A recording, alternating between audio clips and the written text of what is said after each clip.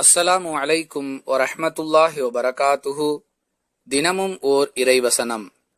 அளக்கும் பொழுது நிறைவாக அளந்து கொடுங்கள், நேரான தராசு கொண்டு எடை போடுங்கள், இதுவே சிறந்தது. திருக்குர்ஆன் பனு இஸ்ராயில் 17வது அத்தியாயம் 35வது வசனம்.